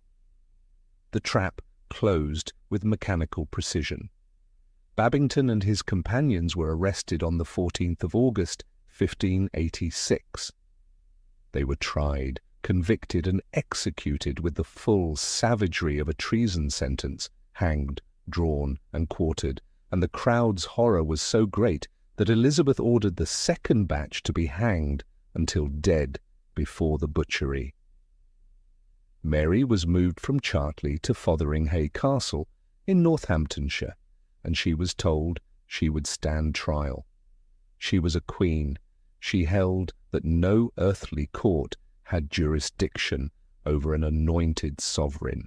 She was right about the law, and it did not matter because the men who had decided to kill her had also decided that law was whatever England's Parliament said it was. She had been a prisoner for 18 years. She had roughly 4 months left. The commission that arrived at Fotheringhay in mid-October 1586 was, in the language of the law, a farce. In the language of power, it was a necessity. 36 of the most significant peers and privy councillors of the English realm had gathered, men like William Cecil, Lord Burleigh, and Francis Walsingham, the architect of the surveillance that had finally ensnared the woman they had been tracking for nearly 2 decades. They did not come to debate the evidence in the spirit of an impartial inquiry. They came to convict, and they came to fulfill a mandate that had been years in the making. Mary sat before them, a woman in her 44th year, suffering from the persistent, debilitating rheumatism that had plagued her long confinement. Yet she commanded the room with a presence that seemed to have grown sharper under the pressure of the trap. She refused the authority of the court from the outset. She was an anointed queen, a sovereign in her own right, and she maintained that she was subject to no earthly tribunal. She was not a subject of the Queen of England. She was a prisoner of war, a guest who had arrived in search of sanctuary and had been held by force ever since. Her argument was constitutionally sound, rooted in the ancient and absolute nature of monarchy, but it was also a desperate plea against a tide that had already turned. The commissioners were not interested in the nuances of international law or the sacred rights of kings. They were interested in the Casket Letters, the Babington correspondence, and the inescapable reality that as long as Mary Stuart lived, there would always be a focal point for every Catholic plot against the English throne. The evidence presented against her was built on the intercepted letters, the testimony of the conspirators, and the confessions of her own secretaries, Claude Nell and Gilbert Curler. Mary tore through the prosecution's case with a clarity that left her accusers reeling. She demanded to see the originals of the incriminating letters, pointing out that copies were easily forged and that her own hand could be imitated by those with the motive and the time to do so. She challenged the legality of confessions extracted under the shadow of the rack, noting that her secretaries would have said anything to save themselves from the executioner. She was, by the accounts of those present, formidable. She did not plead for mercy, she demanded justice, and she reminded them that they were setting a precedent that would haunt their own descendants. Look to your consciences, she told them, and remember that the theatre of the world is wider than the realm of England. It was a performance of great intellectual and moral weight, delivered by a woman who knew that the verdict had been written before the first witness was called. The court adjourned, and the result was never in doubt. The verdict was guilty, and the sentence was death. But in the 16th century, the distance between a sentence and its execution was the distance between political strategy and political survival. Elizabeth, the cousin who had never met her, now held the final solitary power to end the life of another anointed queen. For 3 months, Elizabeth existed in a state of agonizing indecision. She was caught between the urgent demands of her council, who feared that Mary's life was an open invitation to invasion, and her own profound visceral horror at the idea of executing a sister sovereign. The precedent was too dangerous. If a queen could be killed by her subjects, then no throne in Europe was safe. She tried to deflect the responsibility, suggesting to Sir Amyas Paulet, Mary's custodian at Fotheringhay, that he might find a way to dispose of her quietly. Paulet, a man of rigid, uncompromising conscience, refused, informing the Queen that he would not shed blood without a warrant. Elizabeth's hesitation was not merely a matter of sentiment, it was a cold calculation of the cost. She understood that by killing Mary, she would transform a troublesome prisoner into a martyr, a figurehead for the Catholic cause, whose death would be far more dangerous than her life. She wrote, she crossed out, she rewrote, and she delayed. The state papers from this period are filled with the drafts of her correspondence, the ink scratched through, and the words replaced, a physical record of a mind wrestling with a decision that could not be undone.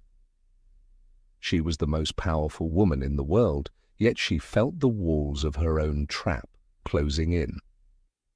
When she finally signed the warrant on the 1st of February 1587, She did so with a heavy performative reluctance. Even then she attempted to shift the burden onto her secretary, William Davison, blaming him for the fact that the document had been dispatched to the authorities without her explicit final authorization. She had him imprisoned in the Tower, a frantic, transparent effort to distance herself from the act that she had, in fact, ordered. It was a futile gesture, one that fooled no one in Europe and offered her no comfort. The two women, Mary and Elizabeth, had spent 44 years in a tangled, violent dance, their lives linked by the proximity of their claims to the throne and the hostility of their religious allegiances. They had written letters of conciliation, of accusation, and of desperate appeal, but they had remained ghosts to one another, separated by the screen of ambassadors and the impenetrable barrier of their own interests. The warrant was the final communication between them, the last act of a relationship that had never existed in the flesh. It was a cold, legal instrument that turned the dream of kinship into the reality of the scaffold. The warrant arrived at Fotheringhay on the 7th of February 1587. Mary was told that evening. She had roughly 12 hours. She spent them writing letters to her chaplain, to her cousin, the Duke of Guise, to Henri III of France. She distributed her belongings among her household. She prayed, and at some point during that long last night, she chose what to wear. She chose black for the world to see her walk in. And under the black, against her skin, she chose something else. Something that would not be visible until the moment they stripped her for the block. She chose scarlet. The morning of the 8th of February 1587 was cold and grey. At 8 o'clock, the Sheriff of Northamptonshire arrived at the door of her chamber in Fotheringhay Castle and informed her that the time had come. She was ready. She had been ready for hours. She asked that her chaplain, de Préau, be permitted to attend her to the scaffold. The request was refused. The Dean of Peterborough had been appointed to minister to her soul, a Protestant clergyman for a Catholic queen, and no other spiritual comfort would be allowed. Robert Winkfield, whose eyewitness account remains the most reliable record of that morning, noted that she accepted this calmly but firmly. She would not join the prayers of a faith she did not recognize. Then came a second refusal. She was told that none of her servants would be permitted to accompany her to the Great Hall. At this, she argued, not as a prisoner, but as a queen. And she did it with the composed persistence of a woman who had spent 19 years writing letters that were never answered. She pointed out that surely the Queen of England would not wish it, reported that a kinswoman had been denied her attendance at her death. She asked whether they feared her women would cause a disturbance, and offered assurances. The officials conferred. They relented. 6 of her household were permitted to follow, including Jane Kennedy and Elizabeth Curl, the 2 ladies who had served her through the long years of her imprisonment. They were the only ones who knew what lay beneath the heavy outer layers of her gown. She walked with a steady, measured gait, her tall frame draped in black velvet, a crucifix in one hand and an ivory prayer book in the other. Her rosary hung from her waist. Several of her attendants were weeping openly. She was not. She moved through the corridors of Fotheringhay as though she were entering a cathedral, not approaching a scaffold. The great hall had been transformed. A raised platform, 12 feet square and 2 feet high, had been constructed at one end of the room, draped entirely in black cloth. A block and a stool were set upon it. 300 witnesses, local gentry and officials, gathered by the English government to ensure that no one could claim she had been spirited away or rescued, watched in silence as she climbed the steps. They were not there for a private execution. They were there for a state demonstration, and Mary, who had been a queen for 6 days and a prisoner for 19 years, understood the requirements of the stage better than any of them. She took her seat on the stool. The warrant was read aloud, a dry, legalistic litany of her alleged treasons, and she listened without interruption. When it was finished, she spoke. She did not plead for her life. She had moved past that months ago. She declared that she was born a queen, that she was kinswoman to the Queen of England, and that she was not subject to the Parliament of a country whose jurisdiction she had never accepted. She stated that she had come to shed her blood for the Catholic religion. She spoke of her enemies, and she forgave them. She asked those present to pray for her soul and for the soul of the Queen of England.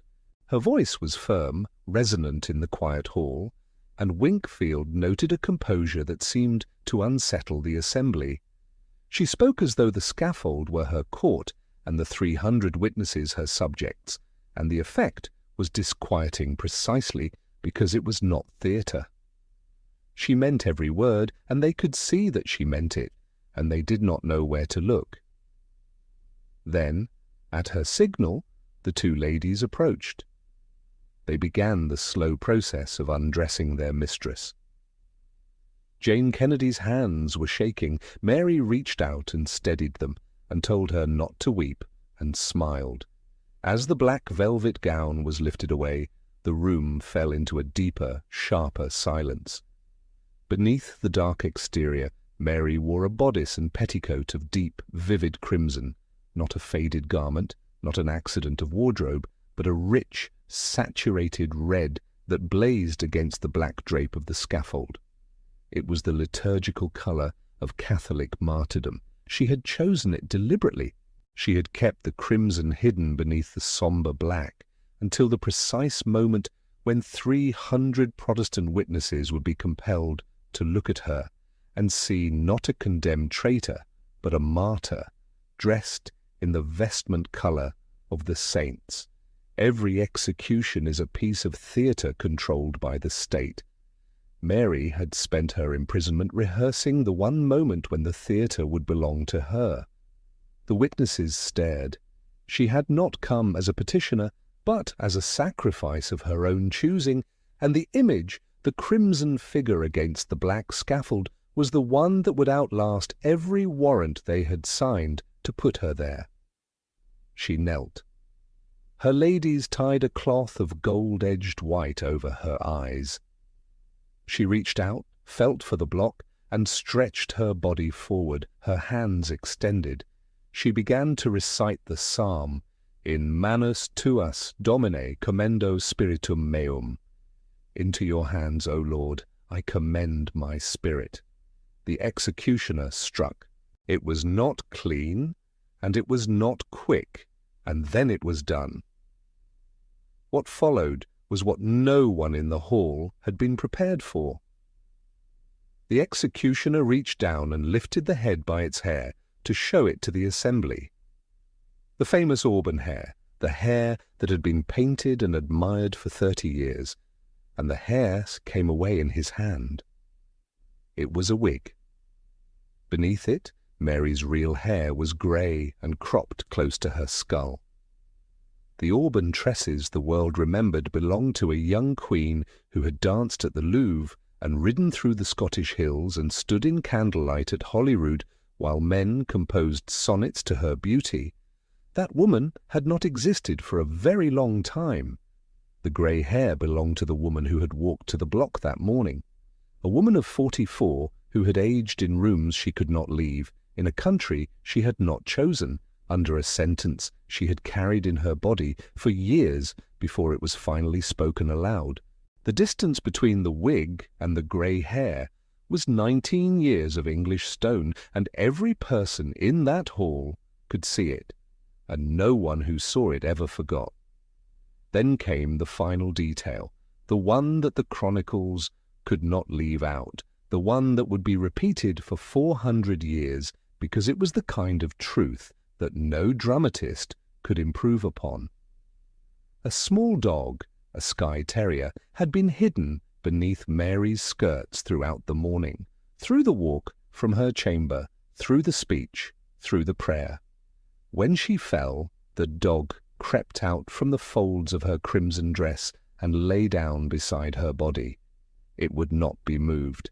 It pressed itself against her and stayed there, silent and still, in the one act of faithfulness that required no theology, no politics, and no calculation.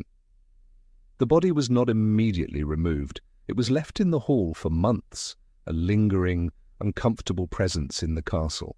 Elizabeth had not ordered a funeral, and in the confusion of the state's sudden, violent transition, there was no instruction on what to do with the remains. The scaffold was eventually burned, the hall was scrubbed, and every piece of cloth that had touched her blood was gathered and destroyed. Elizabeth did not want relics. She did not want a shrine to be built at Fotheringhay. In Scotland, when the news finally arrived, James VI protested. He recalled his ambassador from London. He spoke of honour and blood and the sacred ties of nature.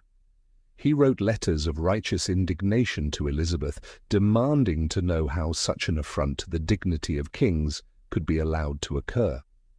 And then he stopped. He wrote no more letters. He raised no army. He declared no war. He waited.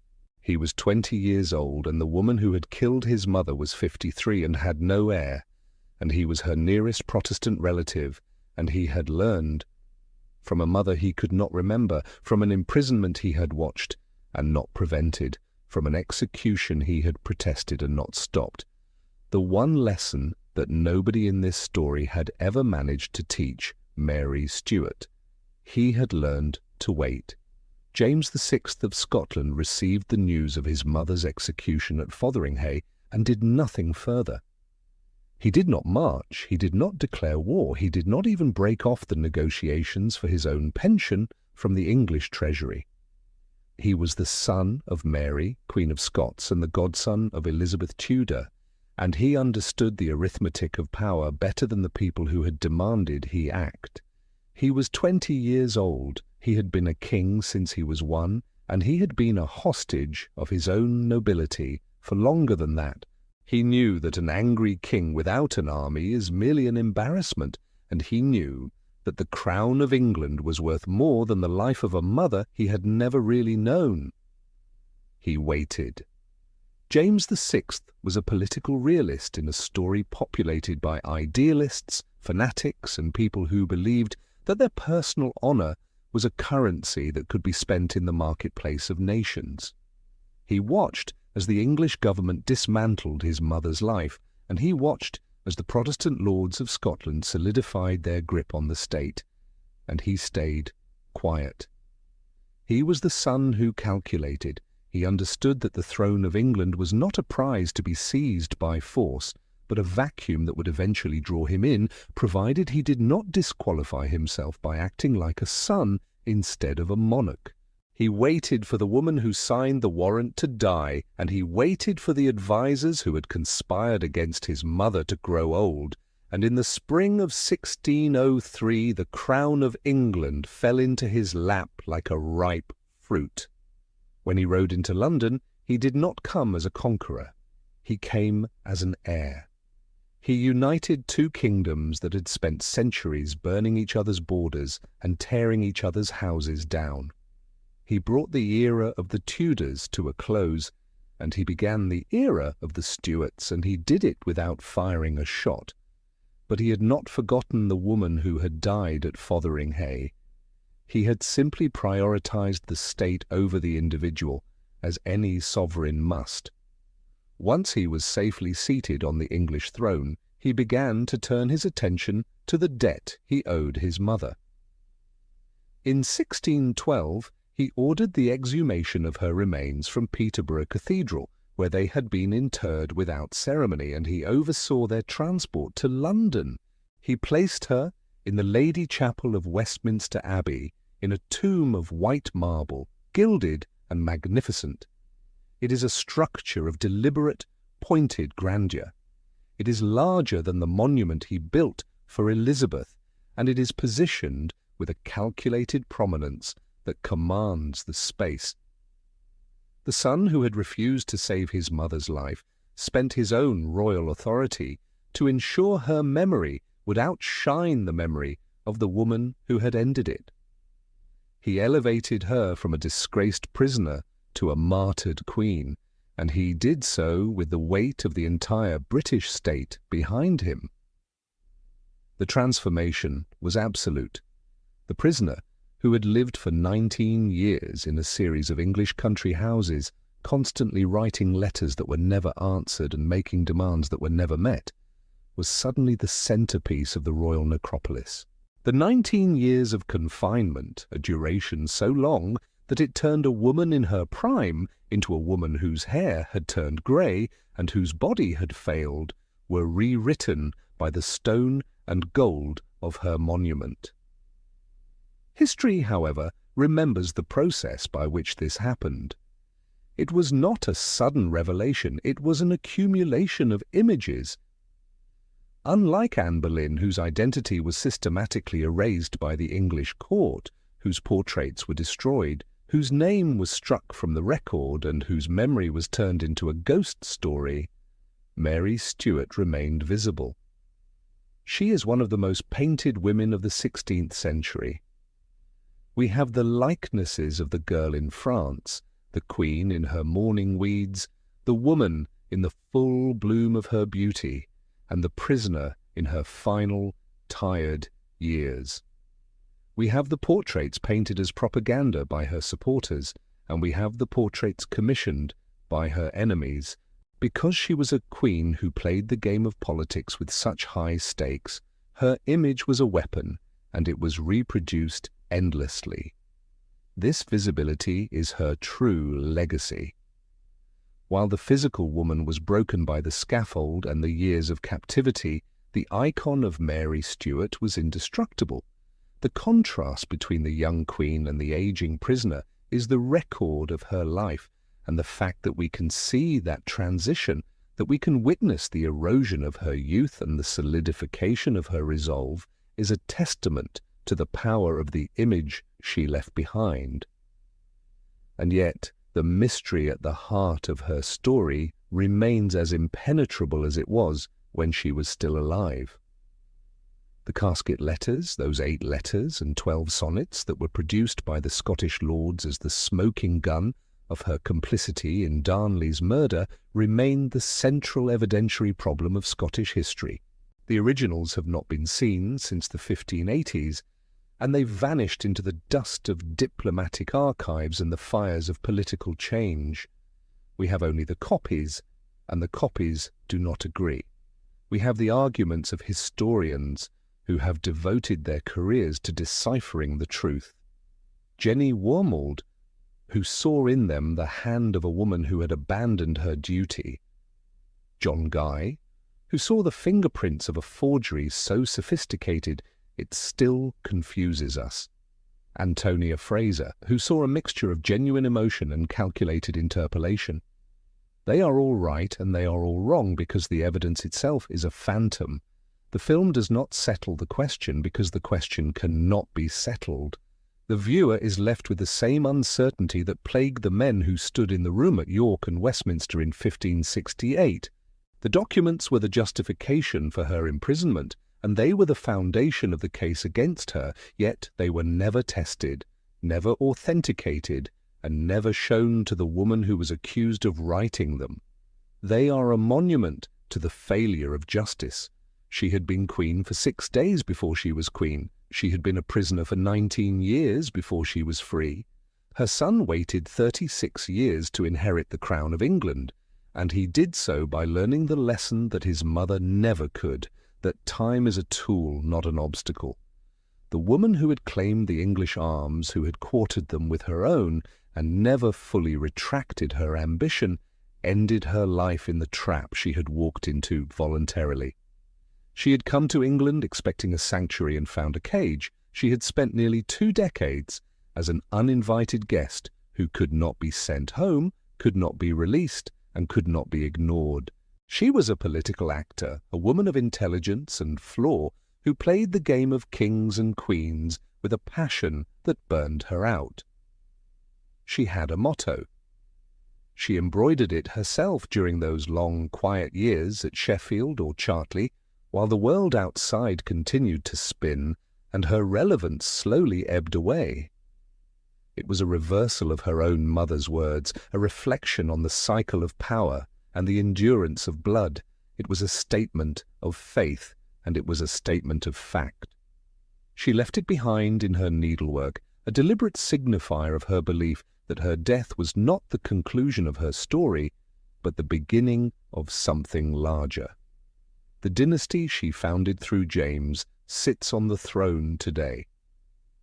The faith she died for never reclaimed England, but the blood she gave to her son flowed into the veins of the kings who followed.